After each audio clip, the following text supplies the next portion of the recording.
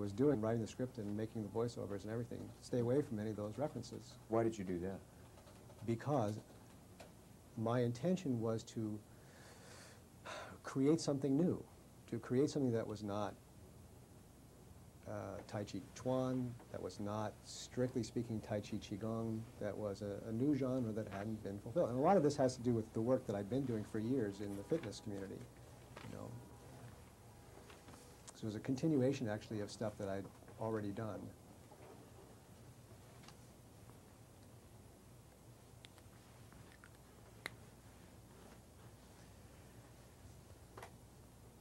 Amongst advanced practitioners of Tai Chi Chuan, are you able to intuit the intent from the physical moves? Do you mean to say that if I'm watching somebody do it in live person, that I would be able to intuit their intention? Yes. Frequently. And what kinds of determinations can you make from observing the physical movements in terms of Tai Chi Chuan, not Tai Chi Chuan?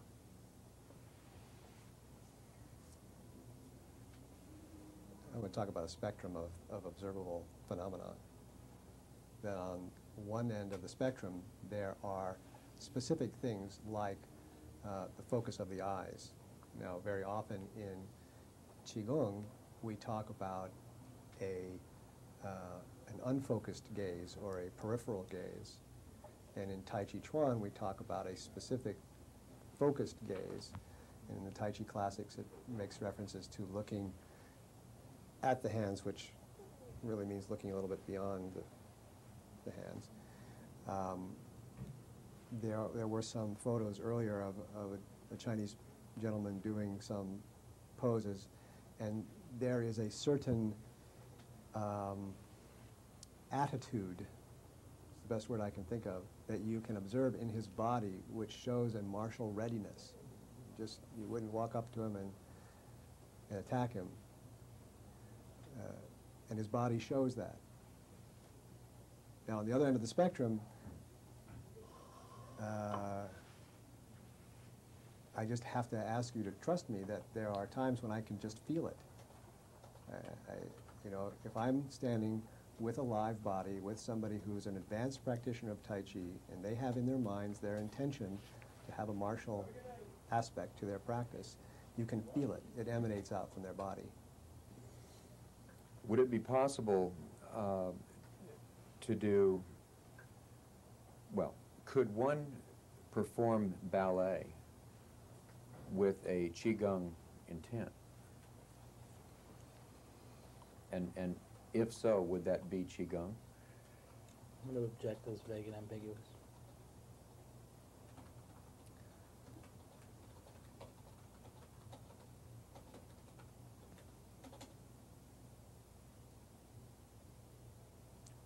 I guess I'd have to say no, to be really strict in the answer of your question. Are there, in fact, Qigong forms or movements that are commonly recognized as such?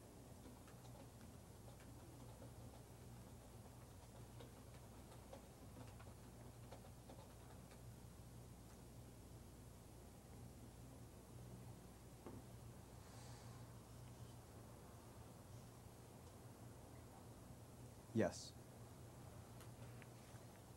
And in fact, are there some movements in, let's set aside AM and PM, which seem to be Qigong, I would imagine, but in energy, lower and upper, in those three videos, are there any movements which you could bring to mind where you'd say, well, that's a classic Qigong form that only has a reference as a Qigong form?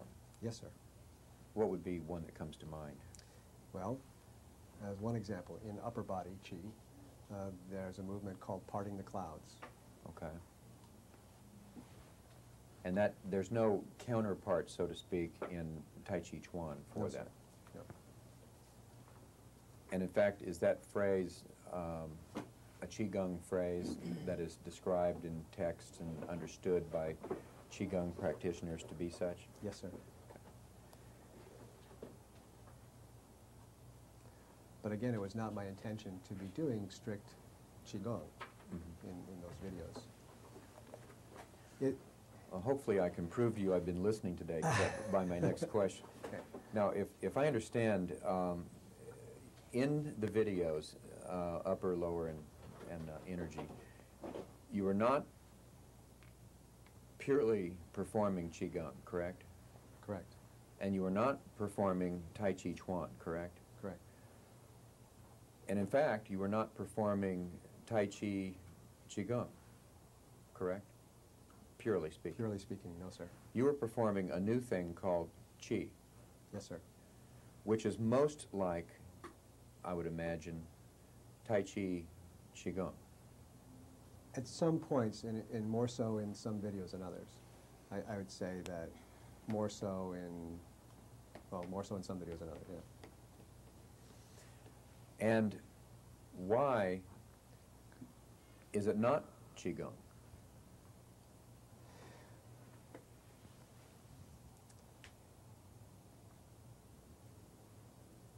Because although on the one hand, I wanted to draw from a very rich tradition that I had the privilege of studying in for many years, there are many new things that I have as a teacher and who has a Western education as well as a traditional Tai Chi and Qigong education included in my practice and in my teachings that I wanted to let my viewers experience. And I'm not ready at this stage of my life to stand up and say, well, I know enough about Qigong to say this is a new Qigong exercise.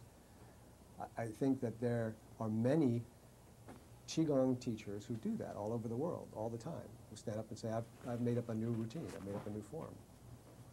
But I don't feel like I'm qualified to do that yet, so I call it something different.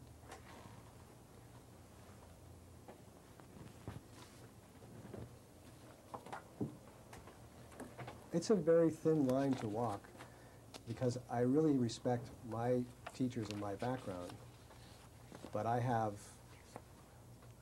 more to say than what is only traditional.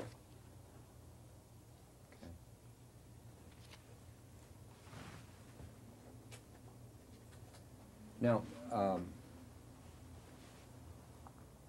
do you have some financial interest in the sale of the Qi videos as a function of royalties that you receive?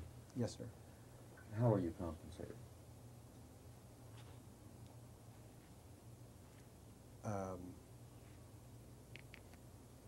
I get a check. Is that what you're asking me? Right, I mean, specifically. Specifically speaking, on a quarterly basis, I'm sent a check which is supposed to represent some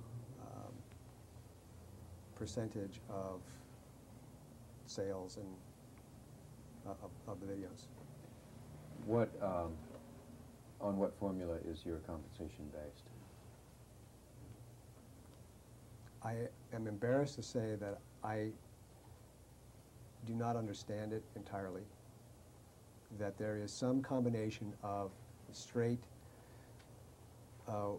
percentage of wholesale sales of the retail price of the video, and there is some formula for combinations of sales and some formula for package discounts that go to large retailers.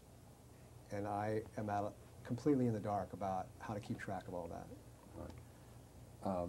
Since we do not have the benefit of that document being produced today, Counsel, would that be produced without formal discovery? I think actually those documents have been produced. You're talking about his contracts that set forth what his royalty arrangement is. I believe those have already been produced. Okay, and if for any reason they have not been, could we have those?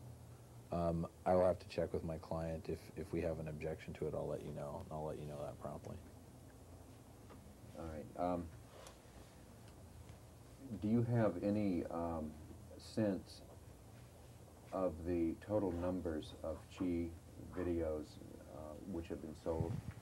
not including AM and PM, but the 3 videos that we've been discussing? Actually, no. How would you learn that if you wanted to know that? I would probably call Living Arts and ask them to send me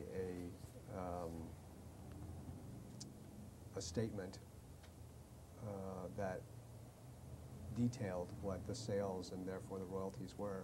Do you actually get quarterly statements that set forth your entitlement and also explain the numbers of sales? They don't really do it very well, to be honest with you. I get a dollar figure and a total quantity sold, but they don't break it down for me as to whether they were retail sales or wholesale sales or anything else like that. So I don't really know in what combination and very often, from quarter to quarter, they reflect returns of videos. So, I mean, I don't, it's something that I probably should be better at, but I honestly don't. All right. Have you ever seen any budgets or projections that were made either before or during or after the production of these videos that purport to explain actual or potential revenues to be gained? No. All right. And for example, even before you went into the production of the 3 videos, no one ever showed you a projection that said, we hope in the next 10 or 12 years that we would sell so many of these videos. No. Or we hope that our gross revenues would be this, or anything like that. No. Did you ever make a projection or a budget? Myself? No. Have you ever formed or expressed any opinion about what the relative success of the videos or any of them should be?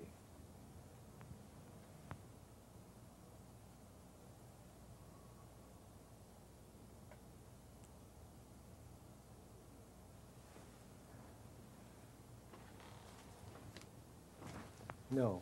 I've expressed hopes, but they're not based on anything.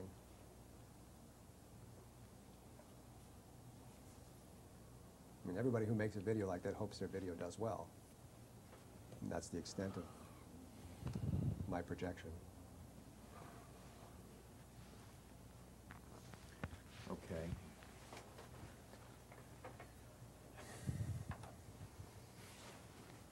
Well, I think what we'll do then is call it a day in the sense that council and I have agreed politely to disagree on the fairness and the terms of what we're doing here. I will very briefly state for the record that first of all, I want to thank you for your patience and your candor and your cooperation. I do have legitimately some more questions. They're not unending, but they're more than an hour or two. Simply because I would want to go through upper and energy, and then I would also want to go through your background, your relationship with Living Arts and Mr. Adams and some of the other defendants, all of which would take some time to develop. So I will not be able to say that I've completed the deposition, but I certainly have finished my examination for today. Can we go off the record? It is 5:45 off the record.